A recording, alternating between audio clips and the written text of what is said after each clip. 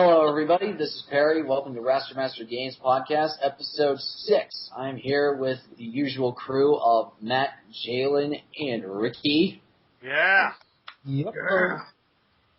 And ladies and gentlemen, this has been a big week for gaming. Not news-wise, but we will be covering tonight the PlayStation Vita, which launched just yesterday. And I'll have plenty of things to say about that. As of right now, I do believe I am the only member of the group to currently have it. Or did you pick up your copy, Perry? I'm trying to be a little bit smarter financially with this, so I think I'm going to wait just a little bit before I dive into it. I might just pick it up by the end of this week. I don't know, but I'm kind of waiting for the price to drop for the games a little bit, or at least try to find the cheapest ones I can. That's fair. Because I've kind of gone on spending sprees before with games, and that didn't really work out so well. Mm-hmm. But anyway, let's get to the news. All right, the news, which is there's not much of it this week. Except a ton of release news. Yeah, most of it's releases because of the Vita, but we don't really talk about those too much. Alrighty. So, meanwhile, in Japan, the 3DS has broken sales records. Let's see here. It says Nintendo has announced the 3DS has sold 5 million units in Japan quicker than any other console to date. The handheld reached the 5 million mark in just 52 weeks, 1 year after its release on February 26, 2011. In doing so, it breaks the record held by the DS, which took 56 weeks to reach the same figure. What makes this even more impressive is that these are actual sales figures, not just the amount of units, quote-unquote, sold to retailers. Personally, that's insane. Do you think that's mostly due entail to the fact that people know there's a Monster Hunter coming out for the 3DS? That and the price drop. Yeah.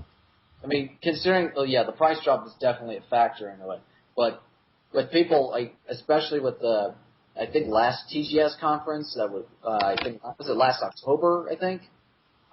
They announced the new Monster Hunter.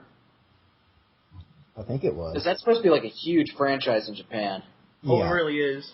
And not to mention, the portable gaming market is much bigger in Japan than it is in the U.S., which everyone says, well, what about Apple, iPhones and crap? Oh, whoa. We will cover that later, because of the conversation we had earlier this week on Facebook. I know. Anyway, let's get to the next part. Alrighty, up next, actually if it loads here in a second, oh boy. I don't know about you guys, but I am so excited about this. A Call of Duty title will be released for the PS Vita later this year. Senior Vice President of PlayStation Marketing, Guy Longworth, said in an interview with Game Trailers, "In the autumn, my teenage sons are really looking forward to Call of Duty on Vita, and we think that's going to be an absolute game changer for the platform." It just came out. Call that a game changer. What are we gonna do? We're gonna touch, and then we'll be touch on our the enemy, and we'll be able to shoot them like that instead of pressing buttons. Oh, please, God, no. Dynasty Warriors Next looks pretty cool for the Vita. In all honesty, is anyone really surprised that Call of Duty's coming out for the Vita? Seriously? I'm pretty sure they said when it was first announced that we'd be getting Call of Duty. It said it since day one. Yeah, pretty much. When it was still called the NGP, which I thought was kind of a catchy name, personally. Yeah. I like the Vita, too, though. Vita just rolls off the tongue really well for me. It really does. I do like it, too. Viva la Vita. Indeed. Plus, I guess this is just me, but since I've already studied Latin for a while, it kind of was like awesome. It's integrated in the name. Yeah, I got that reference, too. I took 2 Latin classes and then quit, but still. I took 3. It still does roll off the tongue, but either way, Call of Duty coming to the Vita. Do you really think that?